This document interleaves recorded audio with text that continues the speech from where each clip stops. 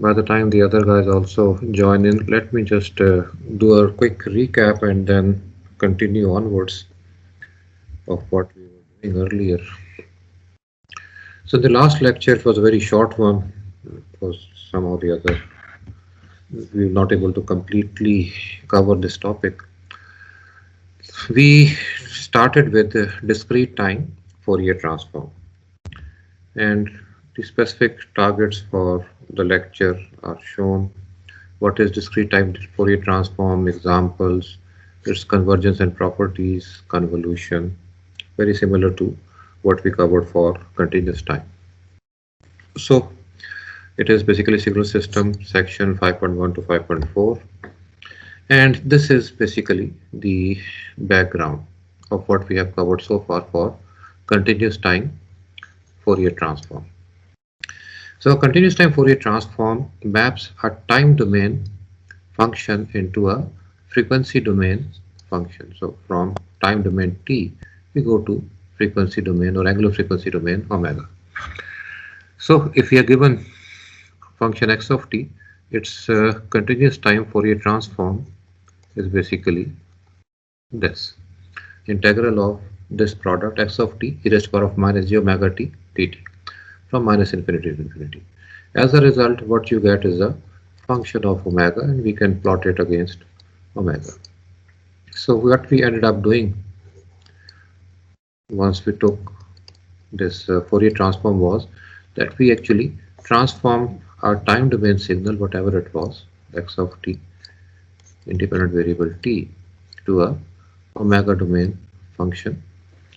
So this is a transformation.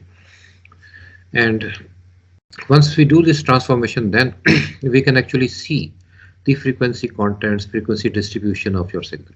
In time domain, at best, we can just see the amplitude variation with time, that how the signal is changing its amplitude with time.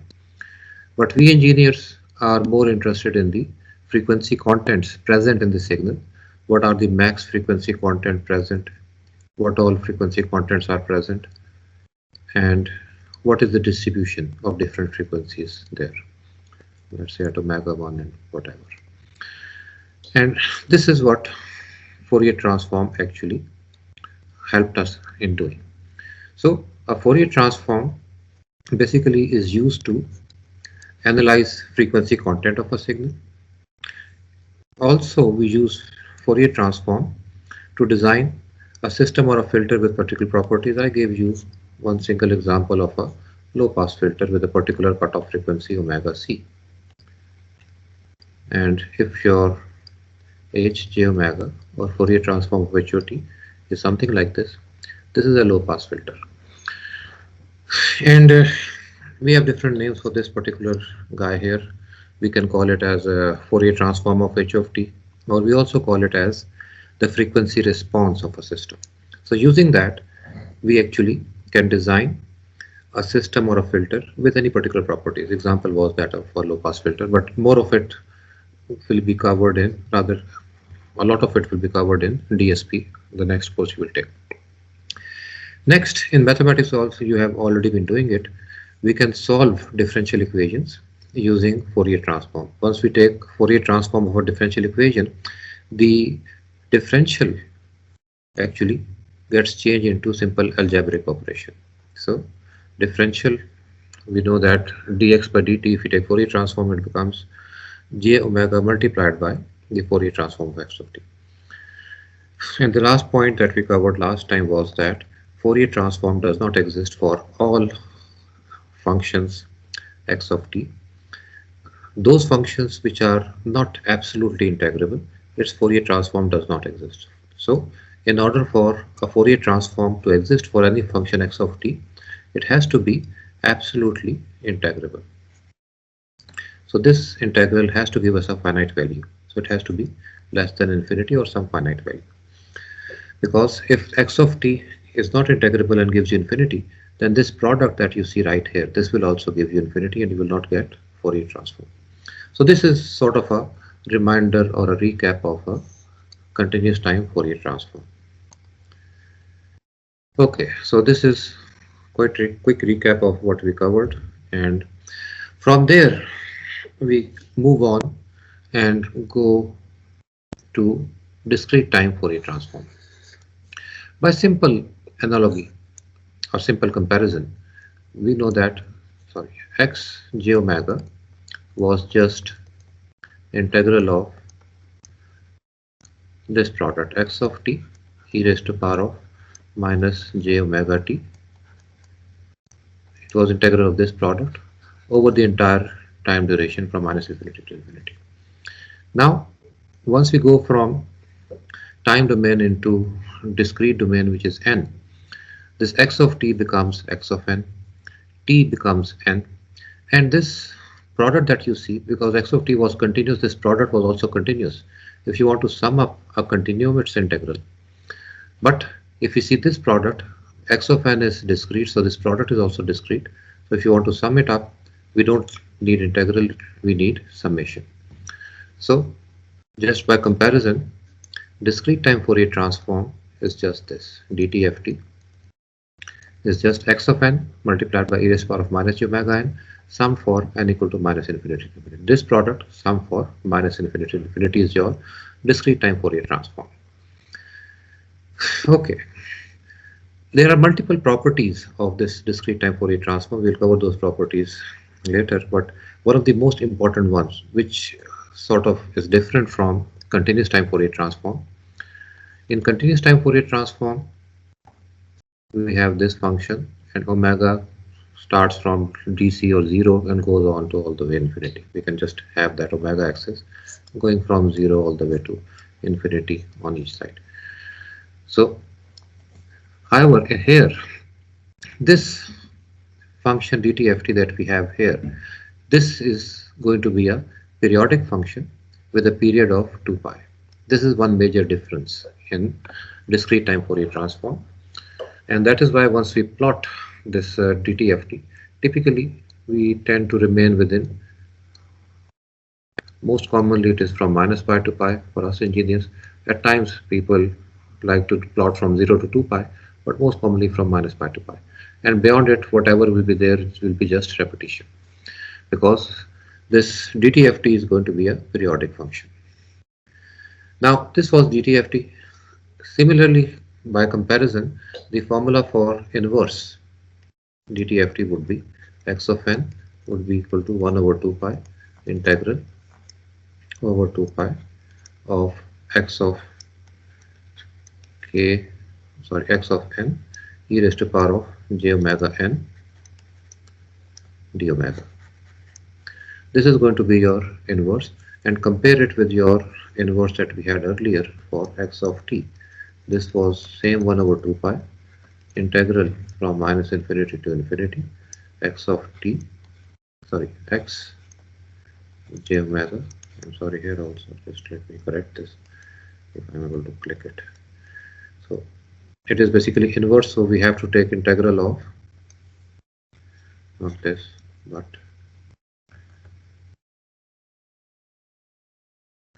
it will be the Fourier transform inverse. So Fourier transform multiplied by the complex exponential, that product is integrated over, so this is basically your x e raised to power of j omega, and this is x j omega e raised to power of j omega t d omega. Compare it, instead of t we have omega, instead of this Fourier transform we have this Fourier transform, instead of the whole infinite range, because this is periodic, it will be one time period, which is 2 pi, and again outside we have 1 over 2 pi.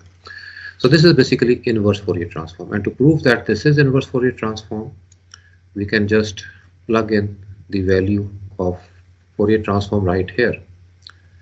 So x e raised to power j omega is basically this summation. We can just plug it right here, and just to have a different thing from n, we can take k here.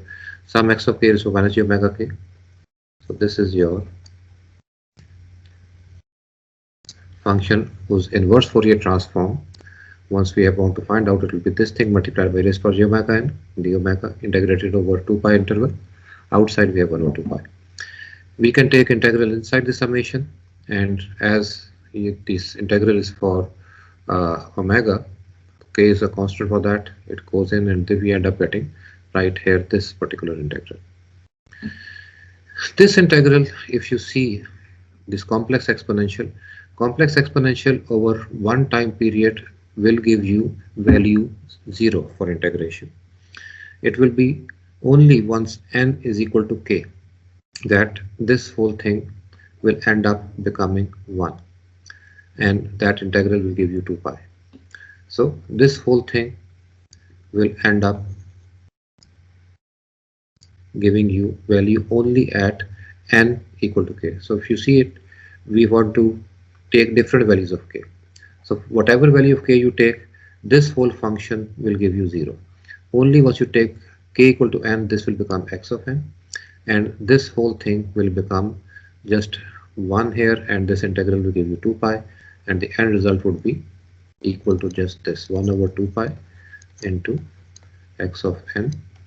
Once k is equal to n into, it will be 2 pi, and that actually end up giving you x of n, which is actually proving that once we take inverse Fourier transform of this particular function, you end up getting this back, or in other words, Fourier transform of x of n would be this. Okay, so this is your discrete time Fourier transform. This is your DTFT, the formula part that we saw, and this is your inverse discrete time Fourier transform. This is the inverse part. So this discrete Fourier transform is basically at times referred to as spectrum of x of n, because it provides us information on what all complex exponentials are present in the signal.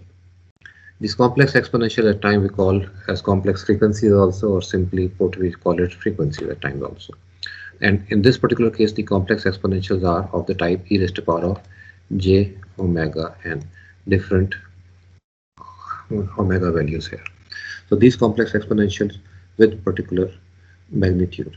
The magnitude of these complex exponentials is basically this right here. And if you plot again on this omega, x e raised to power of j omega, whatever plot you get,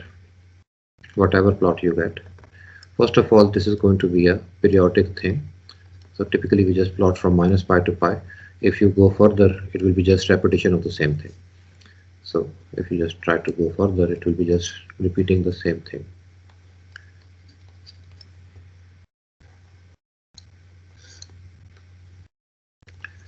So, and again, any point on this axis, any point on this omega axis is basically referring to a complex exponential of the type e raised to power of, so this is omega 1, this is e raised to power of j omega 1 n. So this is basically what this discrete time Fourier transform is. And just like we saw for discrete time Fourier transform, for continuous time Fourier transform, discrete time Fourier transform will exist only if your x of n function is absolutely summable.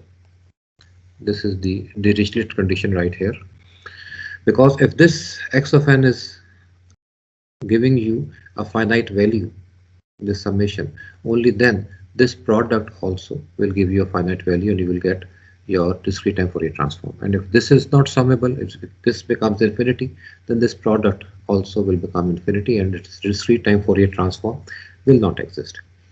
And simply put, we actually say that if we have a convergent signal, then it will be absolutely summable. So if your function is absolutely summable, we will have a discrete time Fourier transform, otherwise not. Okay, then going over to example, we covered this example, and first example we covered was one of the most common signal for discrete time of the type a and un. Remember this signal, you will come across it in your engineering career a lot. For discrete time, most common signal. Remember, for continuous time, most common signal was e raised to power of minus at ut. In multiple domain, you will get that type of thing very commonly. In discrete time, in continuous time, most common. In discrete time, one of the most common signal is this. Why it is important, it will become very clear by the end of DSP. In DSP, you will keep using these types of signals a lot, and it will become clear why. Okay, if we take this common signal a and un, where a is less than 1, only if a is less than 1, only then your this particular signal will be sort of converging. This is your x of n equal to a and un. For a less than 1, it will give you a converging sort of a thing, and that will make it absolutely summable. That will make it absolutely summable. If a is equal to 1, it will become same as un, all 1, 1, 1, 1, 1. And if a is greater than 1, it will become a diverging signal, which will not be summable. If you want to sum up infinite ones, that will also give you infinity. If you want to sum up a divergent signal, infinite divergent signal, that will also give you infinity. If you sum up this convergent signal, that will give you a finite value. So if we have this signal a and un, and remember this un actually ensures that it is right-sided function, nothing on the left side. So everything is on this side. Okay, so this function, once we take discrete time Fourier transform, we can just use the formula. It is basically summation x of n e raised to power of minus j omega n for n equal to minus infinity to infinity. Okay, plugging in value of x of n, it is a n un e raised to power of minus j omega n.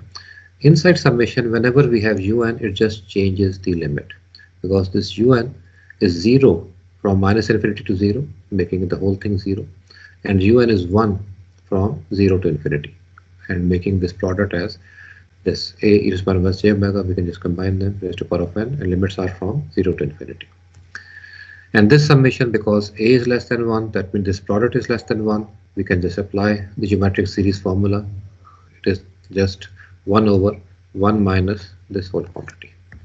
So this is your discrete time Fourier transform. And because this discrete time Fourier transform, this is a complex quantity, you can plot it against omega, the magnitude part separate and phase part separate. And if you plot it taking any particular value of a, because a is some constant value, here a is taken as 0.8, you will see that you will end up getting values like this. And interestingly, you will see that this will be a periodic sort of a function. So typically we plot from minus pi to pi or from 0 to 2 pi, but if you want to extend that, this is the type of thing, and you can go on and on and on. So we can see that the resulting discrete time Fourier transform has periodicity, and the time period is equal to 2 pi. Okay, and before second example, we went into the properties part first, because we are going to use one of the property to solve the second example. So first property of discrete time Fourier transform was that it is periodic with period equal to 2 pi. There is a reason for this, and I want to spend some time on this reason. And this reason, let me go on the blank page and cover this particular aspect. Now be attentive over this aspect, because here we are going to see few things which should be clear to you guys. And this is something which even quite senior engineers at time have trouble in. So if you just understand it now, it will make a lot of sense later. So we said continuous time Fourier transform x j omega was equal to integral minus infinity to infinity x of t e raised to power of minus j omega t dt, and x e raised to power of minus j omega is actually summation n equal to minus infinity to infinity x of n e raised to power of minus j omega n. So this is what we saw earlier. Now there is one major thing that is different between continuous time and discrete time, and that is the omega that you see right here. Here omega is basically 2 pi over t, or in other words 1 over t is also f. We know that 1 over t is equal to f, or f is equal to 1 over t, so we can just call it as 2 pi f, and it has units. The units for omega are radians per second. and it is related to the frequency in hertz by this relationship. This is something which is true for continuous time. In discrete time, the omega that you see right here is not the same omega as you see right here. This angular frequency in discrete time has got units which are just radians. There is no per second thing, and it is not related to in any shape and form the frequency. This is a different omega, a different units for this, and this common symbology creates confusion, and that is why the more recent books use capital omega for continuous time angular frequency. So they say that omega is equal to 2 pi f. This omega has got units radians per second, and this omega is typically used for, this symbol is typically used for angular frequency of discrete time. There is a difference. So remember this, although in this particular text it's not covered that nicely, and that actually is something which creates trouble once you go on to DSP and later subjects, that creates trouble. So this angular frequency that you see in discrete time is having no relationship with angular frequency right here. Rather, there is some relationship, but we are going to talk about it in a few moments. But remember that this is a separate omega and its units are radians only. So if we just plot x e raised to j omega, let me call it omega now. If you plot it against omega, then whatever plot you get, it has got a particular omega max minus omega m, and each point that you see here, let's say omega 1, this actually represents a complex exponential of the type e raised to power of j omega 1 t, and we have minus omega 1 also. There is no concept of negative frequency. It is basically complex exponential and its conjugate, and these two together actually, if let's say the amplitude part of both are a, then they together actually give you a real frequency. So a single frequency DC is simply this point, and each frequency is basically real frequency comprises of two complex conjugates which are together. Here, if we talk about the same thing here, this is your omega and this is basically radians per second. This omega right here is basically radians only. And if we see a particular plot with a particular, let's say, omega m,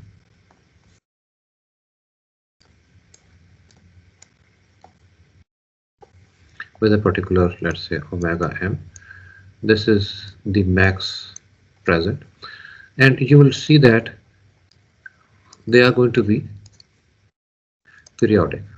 They are going to be periodic, and we can see the frequency contents present. This each point here also represents a complex exponential, and real frequency is basically combination of two complex conjugates together, and each conjugate, that each complex exponential is of the type e raised to power of j omega 1 n. And the other side, if we just take one, and the other side will be having a similar value, and whatever amplitude is there, let's say b, so this b plus b e raised to power of minus j omega 1 n, they together give you one single frequency. So these things are very important, and if you are clear about it now, it will not cause trouble later on. And that actually explains also that why this whole x e raised to power of j omega is periodic, because this omega is nothing but angle in radians, and this radians we know has range from 0 to 2 pi. So if you see any value beyond, the range is 0 to 2 pi. If you see any value beyond this, it is basically same as this particular range right here. For example, if you have pi value here, then 3 pi, 5 pi, they all mean the same thing. So this is something which needs understanding right now, and more on it as we go on. But right now, this particular aspect I wanted to bring out, that the omega that you see is different for discrete time and different for continuous time. Okay, so first property discrete time Fourier transform is that whatever discrete time Fourier transform you take, it is going to be periodic. And typically we just plot from 0 to 2 pi, because whatever value is there within that range, the same value will be there for the function at that omega plus any multiple of 2 pi. Okay, the second property is that of linearity. Discrete time Fourier transform is linear. What is linearity property? It obeys two parts. One is your scaling part, the other is the addition part or additive part, and these together gives you the linearity property. So if x1 has Fourier transform x1 ej omega, x2 has x2 ej omega, then linear combination of this scaled value of x1 plus scaled value of x2, the Fourier transform of this will be scaled value of their individual Fourier transform sum together. So this is the linearity property. This is the linearity property. Again, just like continuous time, discrete time Fourier transform also obeys linearity property. The third property, this is property that we are going to use in our example number 2. That is basically the shift or time shift property.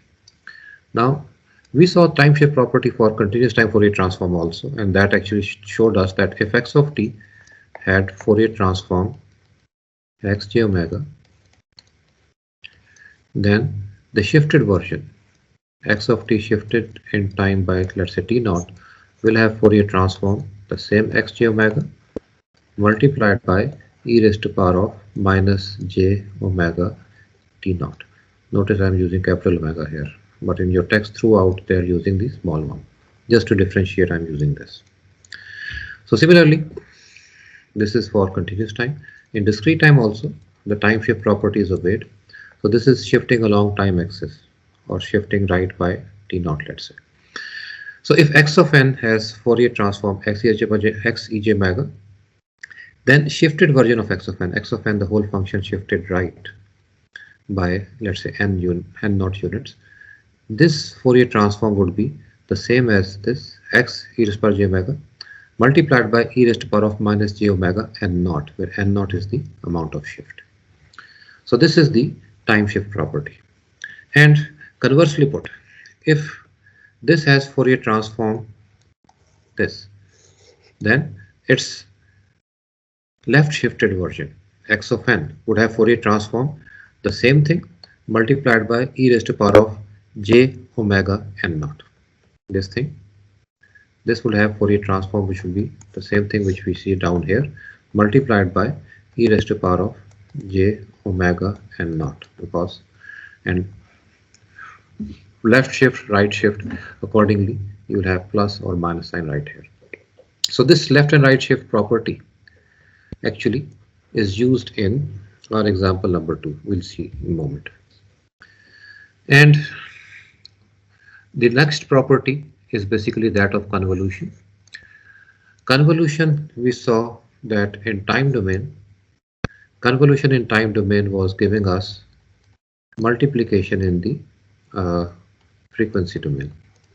So same is true for discrete time also. In continuous time we saw this, if we take Fourier transform throughout, then yj omega is equal to xj omega multiplied by hj omega. So Fourier transform of y is this, Fourier transform of x is this, Fourier transform of h is this, and convolution gets changed into multiplication. The same thing is true right here for discrete time. This is for continuous time. In discrete time, if you have this equation yn is equal to xn convolved with hn, then if you take Fourier transform throughout, y has got Fourier transform this, x has got Fourier transform this, h has got Fourier transform this, and convolution gets changed into multiplication. The same property that we saw earlier. Proof can be done in a similar way that we did for continuous time. It's not shown right here. So convolution gets changed into multiplication in the frequency domain. Okay. So now if we go on to the example number 2. In this example, if we have a rectangular pulse, discrete time rectangular pulse, discrete time pulse will be something like this. Because it's a discrete time signal, its value exists at particular values of n only. The pulse is something like this. Its value is 1 starting from, let's say, minus n1 till n1. So this is a discrete time pulse. Remember, for continuous time we did similar example for a pulse something like this. This is a continuous time pulse. So discrete time pulse is something like this. So if you have discrete time pulse, we can write it like this: x of n is equal to 1 for magnitude of n less than n1 and equal to 0 for magnitude of n greater than n1. So this is basically how we can write this rectangular pulse. If we take Fourier transform of this, it would be simply, the formula part would be simply summation n is equal to minus infinity to infinity x of n e raised to the power of minus j omega n, and then we can just replace the value of xn right here, the xn that we see. Now if you notice, from minus infinity all the way to n1 this value is 0, and from n1 all the way to infinity again it is 0. So this whole product is 0 beyond plus minus n1, and in between minus n1 to n1 its value is 1. So from minus n1 to n1 its value will be 1. This is your discrete time Fourier transform. Now to simplify this summation, we use that time shift property. Instead of this pulse, if we had, let's say, a pulse starting from 0 and going all the way to 2n1, this would be the shifted version of this signal, shifted right by n1. So if this is the shifted version, then if we want to take Fourier transform of this, it will be, limits will start from 0 and go to 2n1, and between that limits from 0 to 2n1 the value will be 1 into e raised to the power of minus j omega. We are going to end up getting Fourier transform, which is this. So if Fourier transform of this particular pulse is this, then Fourier transform of this thing shifted left by n1 would be the same thing multiplied by e raised to the power of j omega n1. It is basically shifting on this side and ending up giving you j omega n multiplied to this. So this time shift is actually used to come up with this particular summation, because we have a formula for summation starting from 0 going to some value. So we are trying to use that formula. That's why this particular thing was used right here. Again, just plugging this value in the formula, it will be 1 minus the whole thing, because this is e raised to the power of minus j omega, whole thing raised to the power of n from 0 to 2n1. The end result would be, this whole formula part would be just this. This summation is nothing but, denominator part will be 1 minus e raised to minus j omega, numerator part will be 1 minus e raised to the power of minus j omega raised to the power of 2n plus 1. So this is that summation formula, geometric series formula. Now this outside part that you see, we can multiply and divide by e raised to the power of j omega half.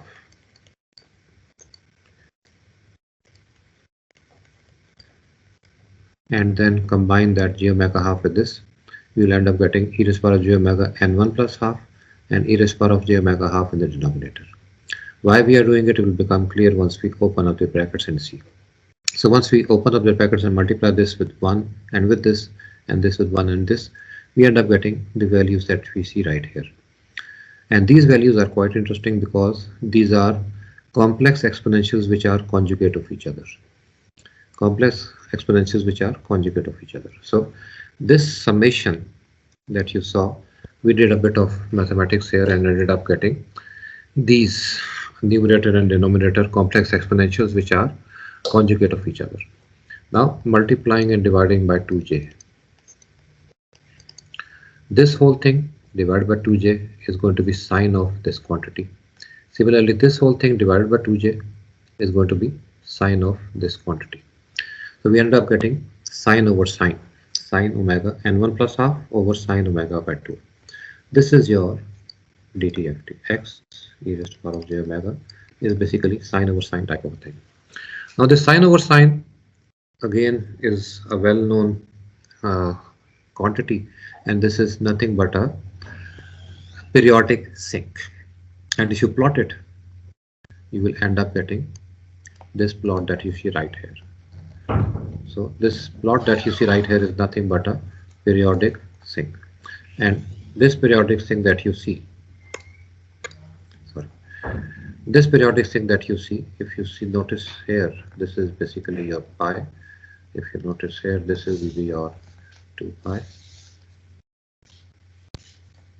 This will be your minus pi, and this will be your minus 2 pi. So this periodic sink has got a time period equal to 2 pi, which we expected because we know that our CTFT is going to be a periodic function. Notice again that in continuous time, this rectangular pulse that we had, its discrete time Fourier transform actually came out to be a sink. This was x j omega that we had for continuous time. And for this discrete time pulse, we have a sink between minus pi to pi, and if you go beyond, it's just a periodic sink.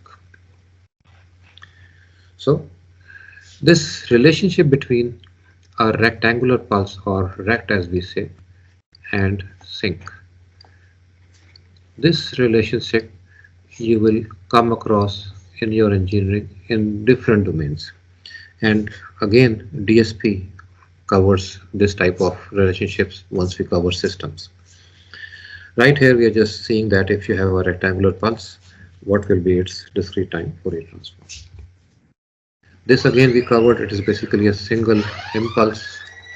If you have a single impulse of the type delta n, and we take its discrete time Fourier transform, it will be the function multiplied by s per minus omega and sum from minus infinity to infinity. And in this summation, if we have a single delta, then this will have values 0 for all values of n except n equal to 0. At n equal to 0, this will be 1 and this will also be 1. So this product, if you want to sum up this product will be 0 for all n's. Only at n equal to 0, this product becomes 1. Answer is 1, and we can then plot this 1. This is what we have, and what this is showing us is that your impulse, single impulse, has got all frequency content having equal contribution. Okay, so with this we come about the properties which we have covered earlier, and then this convolution, the last property that we saw, is again useful because it helps us in solving different problems. For example, if you want to find out output for any particular given input, then to find output, instead of taking convolution, what we can do is whatever input is there, we take its Fourier transform, whatever impulse response is there, we take its Fourier transform, and we just multiply these two together, and that will give you your output y of n Fourier transform, and then we can take inverse Fourier transform and find out y of n. This is exactly what we do in this example, where we are given a system whose impulse response is given to us and whose input is also given to us. So x of n given, h of n given, and we have to find out y of n. Now, as we know, to find out y of n, either we can have this h of n convolved with x of n, whatever order, we can take x of n first or h of n first, doesn't matter. Or what we can do is we can take the Fourier transforms throughout. Fourier transform of this will be this, Fourier transform of this will be this, and if we multiply these Fourier transforms together, we get the output Fourier transform. And then to find out y of n, all we need to do is to find inverse Fourier transform of this. So this is what we do. H of n given, x of n given. Remember that a and un. We know that a and un has got Fourier transform, which was simply 1 over 1 minus a e raised to power of minus j omega.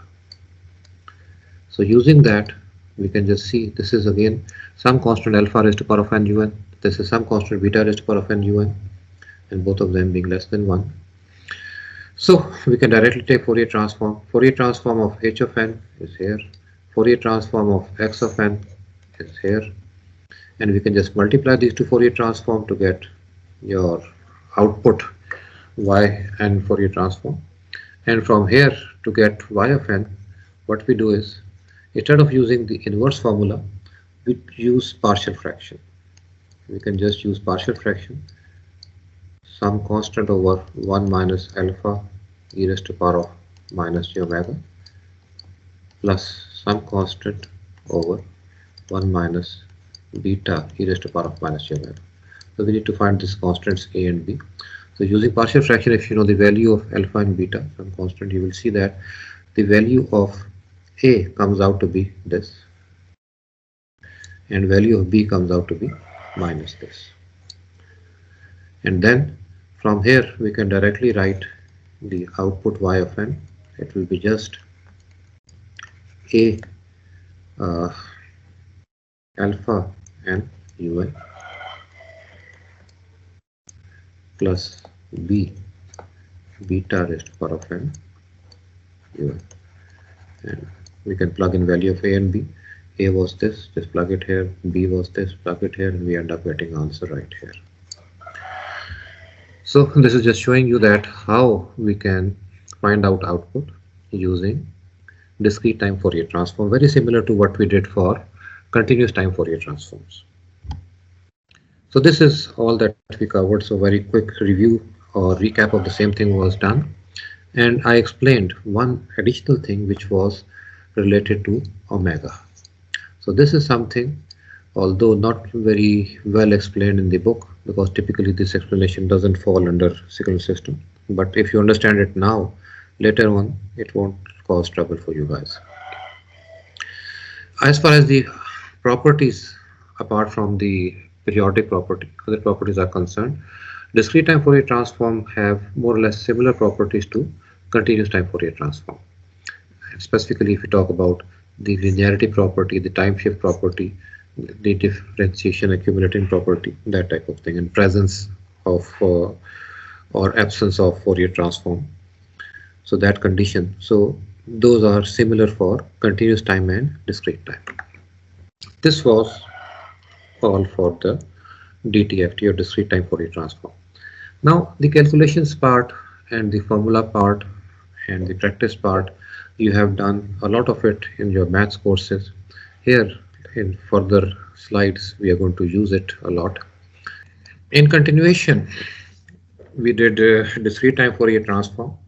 The next thing we are going to cover here will be Laplace transform. And what all we are going to cover right here. So what chapters we are covering, things like that. Okay, a basic introduction to Laplace transform. We saw this Laplace transform earlier also, once we were talking about eigenfunctions. So it is known that e raised to power of st is an eigenfunction, and if we take s equal to j omega, then e raised to power of j omega t is also an eigenfunction.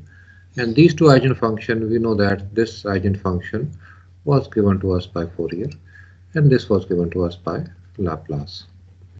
And comparison between them is just that s here is any complex number having real part, imaginary part, and if you take s only imaginary, being equal to j omega, then that becomes your Fourier eigenfunction.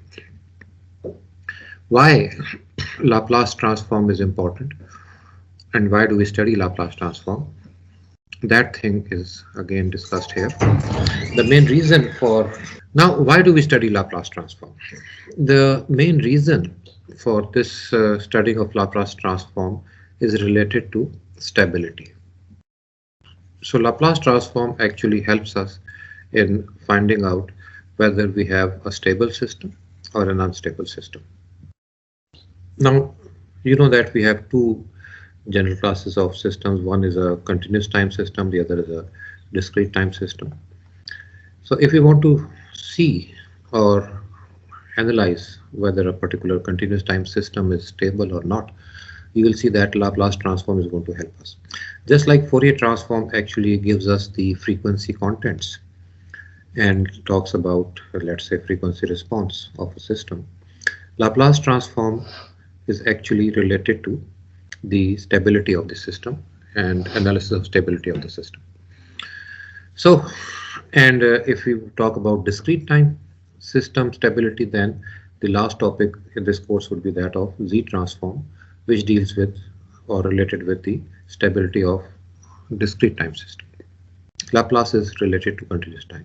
Remember, Laplace transform is valid only for continuous time systems. Okay, so Laplace transform, what is Laplace transform?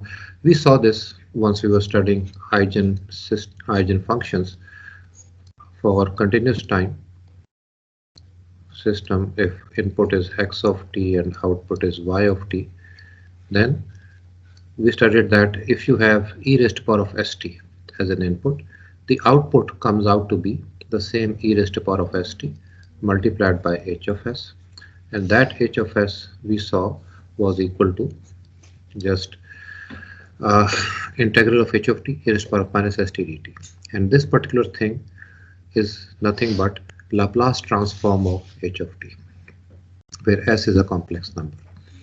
So this h of s is basically your Laplace transform, and it is nothing but your Laplace transform of h of t.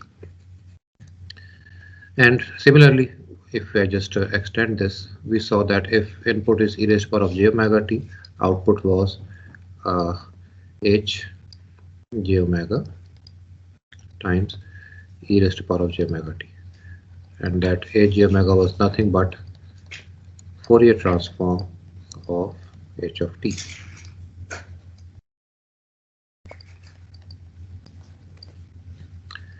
So we had sort of a earlier look at this h of s. So Laplace transform of h of t is h of s, where s is a purely imaginary number, and there is a lot of similarity between Fourier transform and Laplace transform. If you just see this particular formula right here and formula for, let's say, Fourier transform of h of t, the only difference that you see would be your s being replaced by j omega. Rest everything remains the same. Okay, we can take Laplace transform of any signal. For example, if you take Laplace transform of x of t, it will be this x of s, which will be integral of x of t multiplied by raised to power of minus st, and integral of this thing for whole range of t from minus infinity to infinity.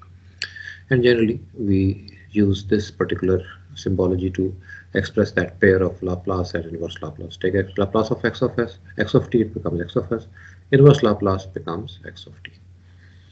So this is basically your formula for Laplace transform, very similar to formula for Fourier transform. Okay, and here the same thing is mentioned right here. Your x of s replace s with j omega becomes Fourier transform of x of t, or in other words it becomes x j omega. Simply put, replace x with j omega, you get x j omega. Now s, how is it related with j omega? S is more generalized. It is any complex number having a real part, let's say sigma, and imaginary part of it. So sigma plus j omega, that's a complex number. So in x of s, in the formula part of Laplace transform, which was x of s is equal to integral minus infinity to infinity x of t e raised to power of minus st dt. If you just replace s with sigma plus j omega, we end up getting the quantities shown right here. And this complex exponential, we can break it up into two parts. One part will be minus sigma t, other part will be minus j omega t, and we can write them separately. Now this quantity x of t multiplied by this e raised to power of minus sigma t is very interesting, because if you see this particular symbology right here, this is this quantity multiplied by e raised to power of minus j omega t dt integrated from minus infinity to infinity. Or in other words, it is just Fourier transform. This is nothing but Fourier transform of this quantity x of t into e raised to power of minus sigma t. And if we call this thing as x prime, we can say that this is basically Fourier transform of x prime t, where x prime is the same signal multiplied by e raised to power of minus sigma t. So that's kind of a relationship between Fourier and Laplace, very similar to each other and having a relationship between each. So this e raised to power of minus sigma t is an exponential function, and depending on sigma, whether it is positive or negative, it can be either a growing function or it can be a decaying function. So it all depends on the value of sigma right here. Remember that e raised to power of minus at. So depending on this value of a, it can be either going up or going down. Okay, so coming over to simple examples of Laplace transform, starting with our very famous, most common signal of continuous time, e raised to power of minus at ut, which is a one-sided signal. And if a is basically positive, it is basically a decaying sort of function right here. So this is basically your e raised to power of minus at ut. Ut ensures that it is right-sided, and this e raised to power of minus at is that decaying thing starting from 1 and going down. Never really becoming 0, but coming very close to it. Okay, if you want to take Fourier transform of this signal, we have already done it earlier. Fourier transform of e raised to power of minus at was simply x j omega, which was 1 over a plus j omega or j omega plus a, whatever, shown right here. Just putting it in the formula, calculating it, this is what we got. And this example we did once we were doing continuous time Fourier transform. Now if you want to take Laplace transform, formula for Laplace transform, very straightforward. It is basically integral minus infinity to infinity x of t e raised to power of minus st dt, and then replacing x of t with your function, it becomes e raised to power of minus at ut e raised to power of minus st dt. And here we have an integral with ut here. Ut will just change your limits and make it from 0 to infinity, and these two exponentials can be combined. It becomes e raised to power of minus s plus a times t from 0 to infinity. And this, if we just apply the formula, is nothing but 1 over s plus a. This is what you end up getting. Okay, we can do it in different way also. We can just break s up into sigma plus j omega, take that thing outside, and that becomes Fourier transform of this particular thing, e raised to power of minus sigma plus a. And it is kind of related in that sense. But simply put, this is just going to be 1 over s plus a, and s is something which is, s is something which is sigma plus j omega. Now, this is a very interesting scenario right here. If you see this function, e raised to power of minus at ut, its Fourier exists only if we have a converging function. And that was this. And Laplace case, we don't need this condition. Even if a is greater than 0, less than 0, whatever, your Laplace will still exist. And it will be of the shape 1 over s plus a. But Laplace has got sort of two parts to it. One part is this expression part, where we just compute and find out whatever that value comes out to be, which is 1 over s plus a. And there is a second part to it also. And what is that second part? And the second part is known as the region of convergence. Now, what is that region of convergence and how it is important for us? That is what we need to see right here. So if we see here, your Fourier had the condition that your A has to be greater than 0. And in this case, if you see, we end up getting a scenario where we have this value 1 over s plus a. Now, if s is equal to a, this whole x of s becomes infinity. So this particular value of s, which makes the whole function infinite, we call that value of s as pole. That is known as pole of this particular function, because at that point the whole function becomes infinite. Now this pole is very important because it actually defines sort of a boundary. So if we talk about plotting this function x of s, that again is a very interesting thing, that how do we plot? Fourier is plotted against omega, time domain signal plotted against time. Now Laplace signal are basically function of s. So once we take Laplace transform here, it is basically a function of s and we have to plot it against s.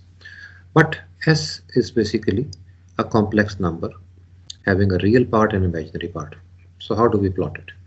We cannot have just s axis and just have a particular plot like this, because s is basically a complex number. And instead of having a single axis, s will be having an imaginary axis omega, and we call it a j omega, and a real axis which will be sigma. This is basically what is known as s-plane. Instead of having a single axis, you will have a whole plane of s.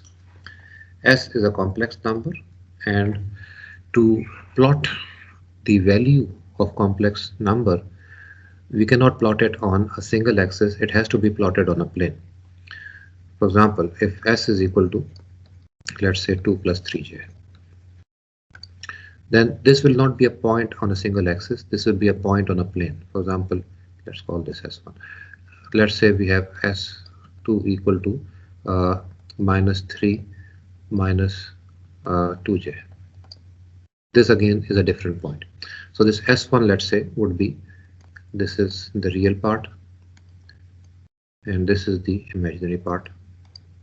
So let's say s1 will be real part 1, 2 and imaginary part 3. It will be point right here. This point right here will be, let's say, real part minus 3 and imaginary part minus 2. So it will be a point right here. So each point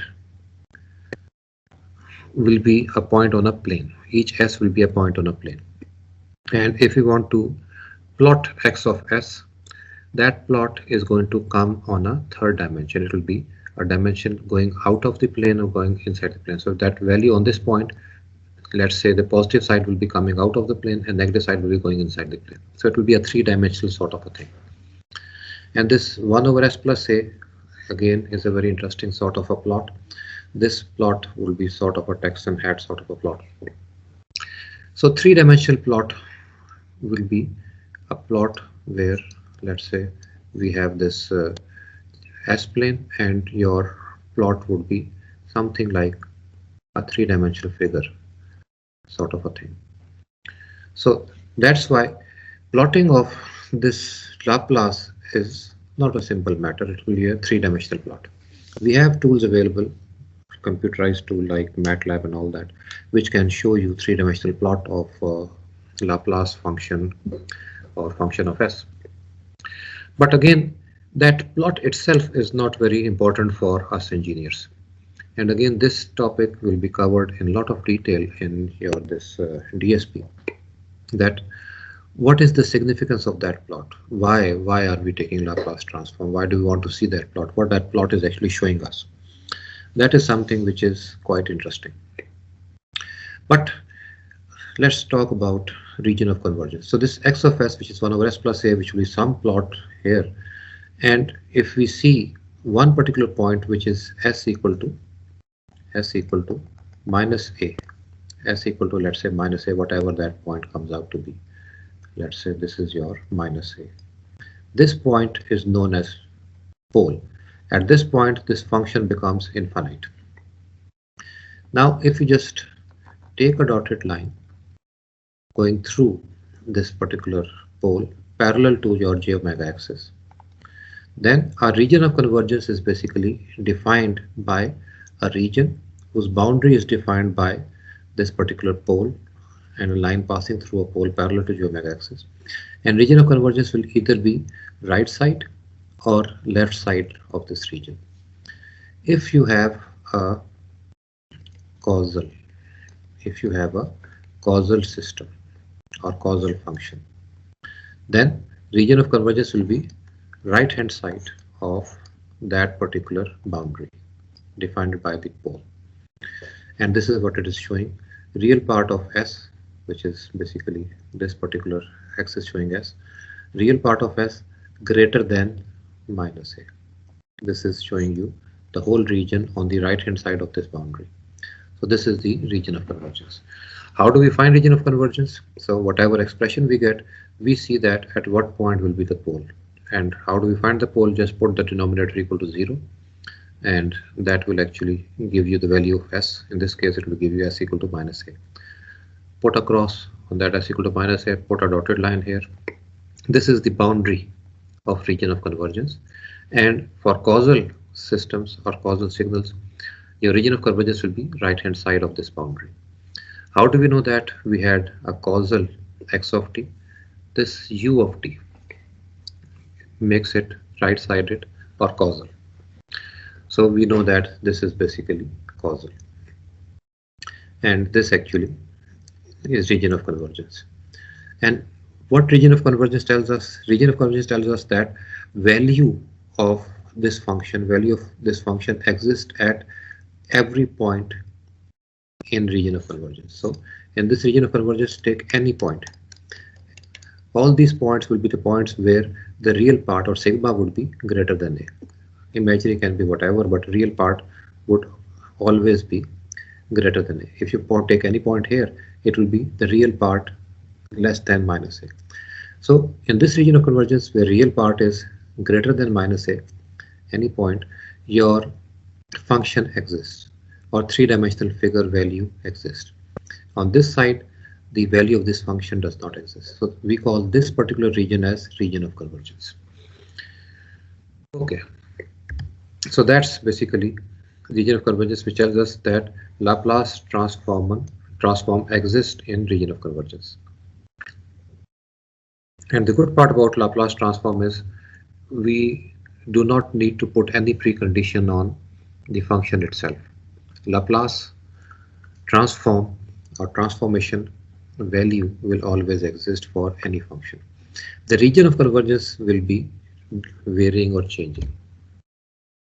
So let's take another example. Okay, let's not take another example. We have very little time left. Let's just stop here and take a very simple quiz, and then continue maybe in the next lecture. Okay, so what is this quiz, number 3 or 2 or what? Because many of you wanted this quiz to be shifted next week. I promise that it will be a very simple one, because to be frank or to be truthful, your section somehow ended up with the more complex part of the quizzes. So let's have a very simple quiz. Okay.